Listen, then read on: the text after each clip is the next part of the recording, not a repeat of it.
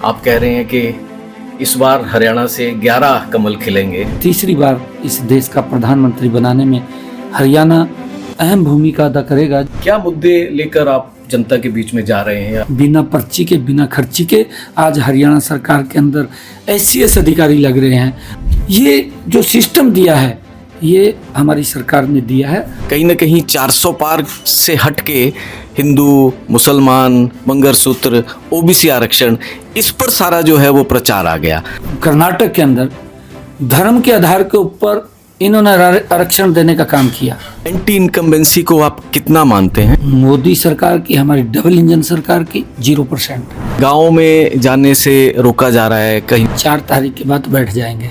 कांग्रेस का ये अंतिम प्रहार है। इसके बाद ना तो कांग्रेस बचेगी, ना कांग्रेस का कोई नाम लेने वाला बचेगा। आपको लगता है कि करनाल में आपको आपकी जीत जो है वो मनोहर लाल जी पे बहुत कुछ आश्रित है उस पर? 2014 का करनाल और 2024 का करनाल, जमीन आसमान का अंतर है। इतने विकास के काम मनोहर लाल जी ने किए हैं। 90 दिनों में आपका एजेंडा क्या रहेगा हरियाणा के लिए? हमने पूरा का पूरा एजेंडा तैयार कर लिया 100 डेज का। आप अपनी ताकत किसे मानते हैं? देश की जनता को। नमस्कार, अमर उजाला से मैं विजय गुप्ता। लोकसभा चुनावों की गहमा गहमी के बीच आज हम हरियाणा के मुख्यमंत्री नायब सिंह सैनी जी के साथ उनके निवास स्थान पर चंडीगढ़ में हैं। 1.5 माह के उनके मुख्यमंत्री काल के बारे में, लोकसभा चुनावों में प्रचार और मुद्दे क्या हैं, इसके बारे में आइए करते हैं उनसे सीधी बात। नमस्कार। नमस्कार विजय जी, नमस्ते। चुनाव प्रचार में तेज़ी आ गई है और आप भी ताबड़तोड़ रैलियां भी कर रहे हैं, जनसभाएं कर रहे हैं, और आप कह रहे हैं कि इस बार हरियाणा से 11 कमल खिलेंगे। 10 लोकसभा जो सीटें हैं उनके, और एक जो आप अपना करनाल से विधानसभा चुनाव लड़ रहे हैं। ये दावा है, लेकिन ज़मीनी हकीकत क्या है? किस तरीके की लड़ाई इस बार है? कितना आप इसको सुगम मानते हैं और क्या कठिनाई आपको लगता है कि इस बार आ रही है? कैसे पहले के चुनावों से अलग है? आज देखिए विजय जी, क्योंकि लगातार कार्यक्रम चल रहे हैं, लोगों का जो समर्थन, जो लोगों का प्यार, जो लोगों का आशीर्वाद जो नीचे मिल रहा है, लगातार नरेंद्र मोदी जी के नेतृत्व में वो बढ़ता हुआ नज़र आ रहा है। लोगों के साथ जो सभाओं के अंदर चर्चा बातचीत हुई है और उससे जो उत्साह, जो जोश उनका दिखाई देता है, वो आने वाले समय के अंदर भारतीय जनता पार्टी नरेंद्र मोदी जी के नेतृत्व में 10 की 10 लोकसभा की सीटें और करनाल विधानसभा की सीट बड़े मैंडेट के साथ जीत करके तीसरी बार इस देश का प्रधानमंत्री बनाने में हरियाणा अहम भूमिका अदा करेगा। पूर्व की सरकारों में हरियाणा से भेदभाव होता था और वो भेदभाव आज दिखाई नहीं देता इन 10 वर्षों के अंदर।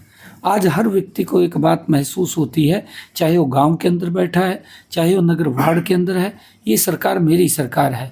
क्या मुद्दे लेकर आप जनता के बीच में जा रहे हैं? आपको लगता है कि क्या इश्यूज इस समय हरियाणा के हैं जो भाजपा यहाँ पर उठा रही है या आप आगे उठाने वाले हैं?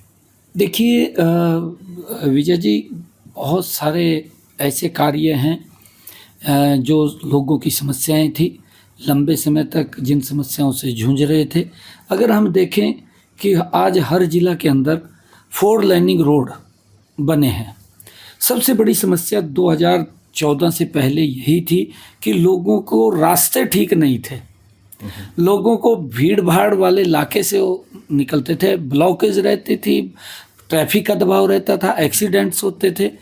लोग राहत चाहते थे, परंतु राहत इन 10 वर्षों के अंदर वो हमारी सरकार ने दी है, डबल इंजन की सरकार ने दी है। और उसके बावजूद मैं आपको बताना चाहता हूँ कि चाहे प्रदेश के अंदर मेडिकल कॉलेज बनाने की बात है, चाहे प्रदेश के अंदर बेटियों के लिए हर 20 किलोमीटर के ऊपर कॉलेज बनाने की बात है, चाहे हरियाणा प्रदेश के अंदर बिना पर्ची, बिना खर्ची के युवाओं को रोजगार देने की बात है। ऐसा महसूस होता था कांग्रेस की सरकार के अंदर। आज मैंने रोहतक रैली के अंदर उस बात का जिक्र किया है। जब मैं रोहतक में आज नामांकन के ऊपर गया तो मैंने ये बात भी कही है कि इस प्रकार का माहौल नज़र आता था कि कहीं ना कहीं घर में तराजू रखा हुआ है, जिसकी टैची में ज़्यादा वजन होता था वो नौकरी लग जाता था, तोल करके टैची को तब नौकरी मिलती थी, और जिसकी टैची में कम वजन होता था उसको नौकरी नहीं मिलती थी। आप विकास को आधार मानते हैं, लेकिन विपक्ष का कहना है कि किसानों की स्थिति खराब है, पहले से खराब हुई है, बेरोजगारी बढ़ी है, छोटे उद्योगों को प्रोत्साहन नहीं मिल रहा है। इस बारे में क्या कहना है आपका? देखिए, बिल्कुल विजय जी, आपने बात कही है। कांग्रेस के लोग अगर ये बात बोल रहे हैं कि किसानों की हालत पहले से खराब थी, वो बिल्कुल सही आपने कहा, उनकी पहले से ही खराब थी हालत, और वो उसका जिम्मेवार कांग्रेस पार्टी रही है। कांग्रेस पार्टी ने 2-2 रुपये के चेक देना, 5-5 रुपये के चेक देना, किसान के साथ भद्दा मजाक किया है। उसकी फसल एमएसपी पर नहीं खरीदी जाती थी। आप आंकलन करिए, 2014 से पहले 10 वर्ष तक कांग्रेस की सरकार रही है, कितना एमएसपी बढ़ा करके दिया। और 2014 से आज 2024 10 वर्ष का कार्यकाल हुआ, इसका भी आंकलन करिए कि हमारी सरकार ने कितना एमएसपी बढ़ा करके दिया। योजनाबद्ध तरीके से किसान को एक विकास की मुख्यधारा के अंदर जोड़ा। किसान की 14 अन्य फसलें एमएसपी पर खरीदने का काम किया जा रहा है। अरे ये कांग्रेस के लोग तो बताएं, कांग्रेस के लोग, कांग्रेस की सरकार पंजाब में रही है, कांग्रेस की सरकार राजस्थान में भी रही है। हमारी यहाँ एमएसपी पर उसका बाजरा भी खरीदा जा रहा है, उसकी सूरजमुखी खरीदी जा रही है, उसकी मूंगफली खरीदी जा रही है, उसकी दालें खरीदी जा रही हैं, उसका चना खरीदा जा रहा है, कपास खरीदा जा रहा है। आप इसका भी आंकलन कीजिए कि 2014 कितने एकड़ भूमि के ऊपर किसान पैदावार करता था, आज 2024 आज उससे 1.5 गुना ज़्यादा। उस जो प्रधानमंत्री कृषि सिंचाई योजना थी, उसके ऊपर सब्सिडी देकर के आदरणीय प्रधानमंत्री जी ने किसान के खेत तक स्प्रिंकल वाटर, ड्रिप इरिगेशन से पानी पहुंचा करके ज़्यादा भूमि के ऊपर पैदावार की, किसान की पैदावार हुई, उस अनाज को भी एमएसपी पर खरीदने का काम नरेंद्र मोदी ने किया है। जितना अनाज 2014 में खरीदा जाता था, उससे 1.5 गुना ज़्यादा आज 2024 में खरीदा जाता है, और एमएसपी लगातार बढ़ा करके दे रहे हैं। ये क्योंकि इन्होंने काम नहीं किए। जब काम नहीं किए तो आजकल ये झूठ का सहारा ले रहे हैं, और झूठ बोल बोल करके ये लोगों को, आज राहुल गांधी बोलते हैं कि मैं एक झटके में गरीबी को ख़त्म कर दूंगा। कहते हुए कोई जोर लग रहा है इसका, बोल दिया एक झटके में गरीबी ख़त्म कर देगा, परंतु गरीबी के प्रति मजबूत लड़ाई कौन लड़ रहा है और कैसे लड़ी जा रही है, वो नरेंद्र मोदी जी को मालूम है। सब फिर किसान जगह जगह जैसे सुनने में आ रहा है कि जनसभाओं में खलल डाल रहे हैं, या कहीं सभा नहीं करने दे रहे हैं, कहीं काले झंडे दिखा रहे हैं। तो फिर ऐसा क्यों है? क्या उनको कन्विंस नहीं कर पाए, या फिर उस एंड तक वो सुविधाएं या वो लाभ नहीं मिल पाए? क्या लगता है आपको, उनका विरोध फिर किस लिए है? नहीं, डायरेक्ट किसान तक लाभ पहुंच रहा है। आजकल ऑनलाइन है। मुझे खुशी है इस बात की बताते हुए कि नरेंद्र मोदी जी ने इन 10 वर्षों के अंदर डायरेक्ट किसान के खाते के अंदर 3.5 लाख करोड़ रुपया प्रधानमंत्री किसान सम्मान निधि का किसान के खाते के अंदर पहुंचाने का काम किया। एक बड़ी रकम, अगर आप लोग देखेंगे आज तक के इतिहास के अंदर इतना बड़ा अमाउंट, इतना बड़ा पैसा किसान के पास नहीं भेजा है। ये तो खाली रेवड़ियाँ देते रहे। अच्छा, 400 पार पे ही मैं बात करता हूँ कि फर्स्ट फेज़ का जो इलेक्शन था, मतदान था, उससे पहले भाजपा हर जगह 400 पार का नारा दे रही थी, लेकिन फर्स्ट फेज़ के उसके बाद कहीं ना कहीं 400 पार से हट के हिंदू, मुसलमान, मंगलसूत्र, ओबीसी आरक्षण, इस पर सारा जो है वो प्रचार आ गया। तो ये शिफ्ट को, ये क्या संकेत ये है, क्या संकेत इससे मिलता है? नहीं, देखिए, ये हमने नहीं कहा, इन्होंने अपने मैनिफेस्टो के अंदर लिखा, अपने घोषणा पत्र में लिखा।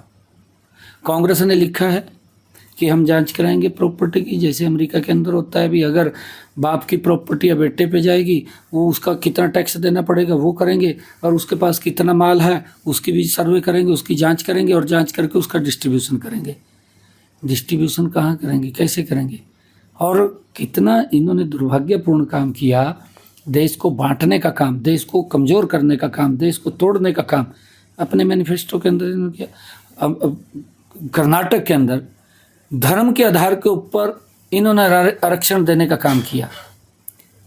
एक वारे वर्ग का, उसके अंदर भी बहुत सारे मुस्लिम के अंदर संपन्न लोग भी हैं, गरीब लोग भी हैं।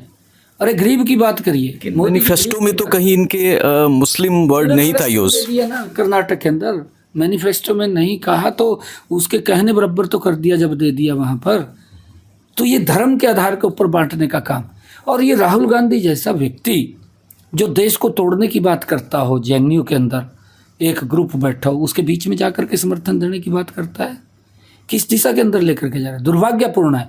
देश सिम साहब, ऐसा नहीं लग रहा है कि इन सारे मुद्दों में जो असल मुद्दे हैं, जैसे अगर हम हरियाणा की बात करें तो वो मुद्दे कहीं ना कहीं गौण होते जा रहे हैं, और ये सारी चीज़ें जो हिंदू मुसलमान पाकिस्तान या ये सारी चीज़ें ज़्यादा वो हो रही है, तो रियल इश्यूज़ जो है वो कहीं ना कहीं दब नहीं रहे हैं? नहीं, देखिए, हमने इस बात को हिंदू मुस्लिम या पाकिस्तान हम नहीं कर रहे। कौन कर रहा है? कांग्रेस पार्टी कर रही है। अरे, पाकिस्तान का विदेश मंत्री अपने ट्वीट करता है, यासीन मलिक पोस्टर लगाता है, और ये मुस्लिमों को धर्म के आधार के ऊपर आरक्षण देते हैं। ये क्या देश को कहाँ ले जाना चाह रहे हैं? अगर देश के अंदर धर्म के आधार के ऊपर बांटने का काम कोई कर रहा है तो कांग्रेस पार्टी ने किया है। कांग्रेस पार्टी देश को धर्म के आधार के ऊपर बांट करके लोगों को वो प्रताड़ित करने का काम, उनको कमज़ोर करने का काम कर रही है। चलिए, हम हरियाणा की बात करते हैं। सैनी साहब, 10 साल केंद्र में एनडीए की सरकार और 10 साल ही यहाँ भी होने को आ रहे हैं, तो एंटी इनकम्बेंसी को आप कितना मानते हैं और किस तरीके से आप इसको चुनौती के तौर पे लेते हुए आपको लगता है कि आप इससे पार पाएंगे? देखिए, मैं जो मानता हूँ और जो हमने देखा है, और जो गांव के अंदर भी, वार्ड के अंदर भी, शहर के अंदर, वार्ड में, गांव में जो हमने देखा है, एंटी इनकम्बेंसी 10 वर्षों के अंदर मोदी सरकार की, हमारी डबल इंजन सरकार की 0% है। कोई एंटी इनकम्बेंसी नहीं है। एंटी इनकम्बेंसी अगर कहीं है तो कांग्रेस में है।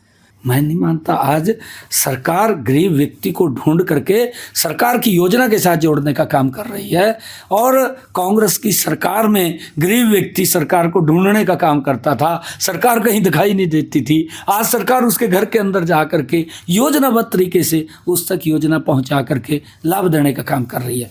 एंटी इनकम्बेंसी कहाँ है?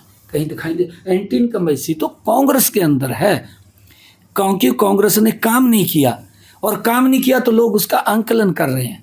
आज इनके पेट में इस बात का दर्द होता है कि क्यों गरीब को 5 लाख रुपए का अधिकार दे दिया, क्यों उन माताओं बहनों को जो सूरज ढलने का इंतजार करती थी 11 साढ़े 11 करोड़ इज्जत घर बना करके दे दिए, क्यों 4 करोड़ प्रधानमंत्री आवास योजना के तहत मकान बना करके दे दिए, 50 करोड़ लोगों के जनधन खाते खोल दिए। अरे, कांग्रेस के सरकार के अंदर उपहास उड़ाया इन्होंने, हर योजना का उपहास कांग्रेस ने उड़ाया।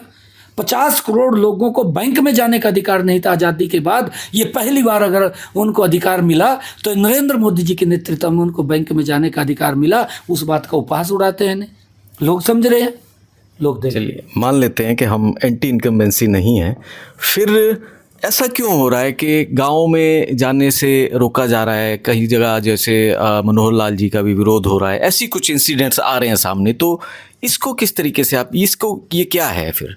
ये गांव के लोग भी समझ रहे हैं, प्रदेश के लोग भी समझ रहे हैं। 4 तारीख के बाद बैठ जाएंगे। आप भी यहीं हैं, मैं भी यहीं हूँ, कोई दिखाई नहीं देगा। 4 तारीख तक है, और ये कांग्रेस का अंतिम प्रहार है। कांग्रेस का ये अंतिम प्रहार है। इसके बाद ना तो कांग्रेस बचेगी, ना कांग्रेस का कोई नाम लेने वाला बचेगा। आपके बहुत पहले जो है कैंडिडेट्स डिसाइड हो गए थे, और बहुत पहले से आप प्रचार में हैं। प्रचार में खुद को कितना आगे मानते हैं? और दूसरा ये कि ये कहा जाता है कि आपके 10 में से 5 या 6 कैंडिडेट जो है वो ऐसे हैं जो पहले कांग्रेस की पृष्ठभूमि के रहे हैं, और एक कैंडिडेट की जो है वो सीबीआई जांच भी चल रही है। तो इसमें आपका क्या, कहीं ना कहीं भाजपा के जो कार्यकर्ता या भाजपा के जो हैं उनका मनोबल नहीं इससे टूटता है? देखिए, ऐसा नहीं है जो दुष्प्रचार किया। हमारे सभी कैंडिडेट भारतीय जनता पार्टी संगठन के हैं, भारतीय जनता पार्टी के हैं। पार्टी के अंदर लोग आते हैं, ज्वाइन भी करते हैं। ऐसा नहीं है किसी के लिए दरवाजे बंद हो गए। कोई भी व्यक्ति आए, जब ज्वाइन पार्टी करता है उसके बाद पार्टी डिसाइड करती है किसको हमने टिकट देना, किसको नहीं देना। ये हमारा पार्लियामेंट्री बोर्ड तय करता है। परंतु जिस प्रकार का दुष्प्रचार किया हुआ है, अरे हमारे राविंद्र जी तीसरा इलेक्शन लड़ रहे हैं कमल के फूल के ऊपर, तीसरी बार वो सांसद बनेंगे। चौधरी धर्मवीर जी तीसरी बार कमल के फूल पे लड़ रहे हैं। कहाँ कौन सा इनको दिखाई दे रहा है अभी बाहर से कैंडिडेट है, कौन ये इनको सलाह दे रहा है, मेरी तो समझ में नहीं लग रहा। इनके पास दरअसल कांग्रेस के पास प्रत्याशी लड़ने के लिए कोई तैयार नहीं, इन्होंने धक्के से इनको टिकट दी है। और आज स्थिति ऐसी हो रही है देश के अंदर कि वो भागने के लिए तैयार है, क्योंकि इतना बेचारे अफोर्ड नहीं कर पा रहे खर्चे को। और जब खर्चे को अफोर्ड नहीं कर पा रहे, उनको दिख रहा है कि ग्राउंड के ऊपर कुछ नहीं है, ग्राउंड के ऊपर कोई हमें रिस्पॉन्स नहीं कर रहा, तो बहुत तो कैंडिडेट जा रहे हैं, कुछ और भी जाने वाले हैं, आपके सामने है। अच्छा, ना बिल्कुल पर्चे उठा उठा के जाएंगे कि जब वो नीचे कुछ दिखाई नहीं देगा। नहीं, हाल ही में जैसे नवीन जिंदल जी हैं, उन पे जैसे सीबीआई के कुछ वो केसेस हैं उसमें, तो उसको लेके आपका क्या कहना है? देखिए नवीन जिंदल जी, मैं आपको बताना चाहता हूँ, जब हमारी पार्टी का गठबंधन था, हरियाणा विकास पार्टी और भारतीय जनता पार्टी का, हम गठबंधन के अंदर चुनाव लड़े हैं। इनके पिताजी हमारे साझे उम्मीदवार थे, और ऐसा नहीं है कि ये वो गलत पार्टी के अंदर थे, गलत पार्टी में चले गए थे, परंतु अब घर वापसी हुई है उनकी। ये नहीं कह सकते कि बाहर से लेकर के आए हैं, वो अपने व्यक्ति थे। और देखिए केस है वो अलग, उसका सिस्टम है, जो भी सिस्टम है उसके अंदर कहीं कोई आई नहीं है, वो ट्रांसपेरेंसी के आधार के ऊपर काम करते हैं। आप का गांव अम्बाला ज़िले में है और निर्वाचन क्षेत्र भी हो रहा है। अब करनाल से आप चुनाव मैदान में हैं, विधानसभा के खुद जो है आप, तो इससे क्या स्थानीय भाजपा नेताओं में कहीं ना कहीं थोड़ा सा रिजेंटमेंट या ये कह लें कि ये भाव नहीं है कि उनको मौका नहीं मिला, या आप इसको कितना वो मानते हैं, क्या प्रयास हो रहे हैं उनको साथ लेकर चलने में? नहीं, सभी साथ हैं, कोई ऐसा विषय नहीं है। देखिए बिल्कुल पार्टी में जब काम करते हैं, भारतीय जनता पार्टी है, भारतीय जनता पार्टी एक बूथ का जो कार्यकर्ता हमारा है उसकी भी चिंता करती है, और ये चिंता इसी पार्टी में होती है, ये किसी और दल में नहीं होती कि एक बूथ के कार्यकर्ता को उठा करके प्रदेश का अध्यक्ष लगा देते हैं, एक बूथ के कार्यकर्ता को उठा करके प्रदेश के मुख्य पद के ऊपर बैठा देते हैं। ये भारतीय जनता पार्टी में संभव है, और अच्छा है पार्टी में जब काम करता है कोई ना कोई कार्यकर्ता, उसकी इच्छाएँ होती हैं, और समय समय के ऊपर पार्टी उसके ऊपर विचार भी करती है, ऐसा नहीं है। और मैं सभी कार्यकर्ता हमारे साथ हैं, जो पार्टी ने निर्णय किया है, पार्टी ने जो आदेश किया है, तो मैं करनाल के कार्यकर्ताओं के बीच में गया था और उनसे मैंने कहा भी है कि आप सबका पार्टी का आदेश है, और उस आदेश के निमित्त मैं आप लोगों का आशीर्वाद लेने के लिए आया हूँ, और सभी ने इस बात को लेकर के अप्रिशिएट भी किया है, कोई किसी प्रकार की दिक्कत कहीं भी नहीं है। कोई कार्यकर्ता इच्छा होती है, मैंने कहा है कि उससे बैठ कर के बातचीत करेंगे, और बातचीत करके सारा ठीक होगा। आपके पास बहुत कम समय है मुख्यमंत्री के तौर पे, और अभी चुनाव ख़त्म होते ही फिर अगला जो तैयारी होगी वो विधानसभा चुनावों की शुरू हो जाएगी। ये कहा जा रहा है कि आपके पास मुश्किल से 90 दिन है परफॉर्मेंस के लिए। ऐसा क्या आप करना चाहेंगे जो मनोहर लाल जी की योजना है उनसे इतर कि आप कुछ अलग से, जो आपका एक विज़न है, या क्या कुछ ऐसा करना चाहेंगे 90 दिनों में? आपका एजेंडा क्या रहेगा हरियाणा के लिए? हमने पूरा का पूरा एजेंडा तैयार कर लिया 100 डेज़ का, 5 तारीख से लेकर के जब तक चुनाव नहीं होता, हर डे का हमने कार्यक्रम, हर रोज़ क्या करना है क्या नहीं करना है, उसका पूरा का पूरा काउंटडाउन शुरू कर दिया है। और जितनी भी समस्याएं हैं उन समस्याओं को हमने अधिकारियों को कहा है कि उनका शीघ्र ही निदान करें। सिंह साहब, एक इलेक्शन से रिलेटेड है, थोड़ा सा मैं पीछे आता हूँ। आपके इंटरनल सर्वे में कुछ सीट्स को क्रूशियल माना गया था, जैसे कि शायद सिरसा, रोहतक और करनाल, और वो भी था, उसमें 4 या 5 सीटें थी। उसको लेके क्या स्ट्रेटेजी है? वहाँ पर लगता है आपको कि वाकई चुनौती है, या उसको आप किस तरीके से ले रहे हैं? नहीं, देखिए हम गंभीरता से चुनाव को लड़ रहे हैं, ऐसा नहीं है। हम एक एक पॉइंट को देख करके, हर विषय को देख करके गंभीरता से, हमारे पूरे कार्यकर्ता, पार्टी की उच्च स्तर की लीडरशिप, प्रदेश की लीडरशिप हमारी गंभीरता से चुनाव को लड़ रही है, क्योंकि चुनाव को कभी भी हल्के में नहीं लेना चाहिए। चुनाव चुनाव है, और भारतीय जनता पार्टी की सोच रही है, चाहे छोटा चुनाव है चाहे बड़ा चुनाव है, उसको गंभीरता से लड़ना है, और गंभीरता से चुनाव लड़ रहे हैं। भाजपा के घोषणा पत्र में हरियाणा के लिए ऐसा क्या है, ऐसा क्या खास है जो हरियाणा के लिए यूज़फुल है, हरियाणा के लिए लाभदायक है? बहुत कुछ है। संकल्प पत्र, और यही कांग्रेस को और घमंडिया गठबंधन के लोगों को इसी बात की पीड़ा है। इनकी तो घोषणाएं होती रही हैं, ये तो घोषणा पत्र निकालते हैं और वो घोषणा बन करके रह जाती है। आप आंकलन कीजिए, कांग्रेस ने जितने भी घोषणा पत्र आज तक निकाले हैं कितने पूरे किए हैं? नहीं, मैं भाजपा के संकल्प पत्र की बात कर रहा हूँ कि हरियाणा के लिए। मैं वही बात कह रहा हूँ, ये उस घोषणा जो संकल्प पत्र निकाला है, 70 वर्ष की आयु के जितने भी लोग हैं, चाहे कोई भी है, उन सबको 5 लाख रुपए का अधिकार, और 80 करोड़ परिवारों को जिसके अंदर कहा गया है कि राशन को लगातार आगे 5 साल तक उसको बढ़ाने का काम, और भी बहुत सारे ऐसे काम हैं जिन कामों को नरेंद्र मोदी जी ने इस संकल्प पत्र के माध्यम से कहा है, उनको लगातार उसका हरियाणा के लोगों को भी लाभ मिलेगा। और हरियाणा के अंदर भी, क्योंकि आगे हम फिर चुनाव के अंदर हैं विधानसभा के अंदर, और विधानसभा के चुनाव के अंदर जो मैं देख रहा हूँ, आप देखना 4 जून के बाद जो रिजल्ट आएंगे, गजब के रिजल्ट आने वाले हैं। और विधानसभा के आगे लगभग ये 70-80 पार सीटें जाएंगी, एक तरफा मैंडेट वो भारतीय जनता पार्टी को मिलेगा। ठीक है, मैं एक एक लाइन में 4 आपसे बोलूँगा। आप अपनी ताकत किसे मानते हैं? प्रदेश की जनता को। कमजोरी? देखिए, कमजोरी ये है कि हम काम कर रहे हैं लगातार, और कई बार ऐसा हो जाता है कि सारे काम मेरे नहीं हो पाते। मैं मुख्यमंत्री हूँ, मेरे भी नहीं हो पाते। हम प्रयास करते हैं, मैं भी पूरा डट करके प्रयास करता हूँ कि हर व्यक्ति का काम हो। चुनौती? देखिए, चुनौती हमारे सामने ये चुनाव ही हैं, आने वाला चुनाव है, और फिर आगे हमारा स्थानीय निकाय के चुनाव हैं लगातार, क्योंकि हमने काम करना है।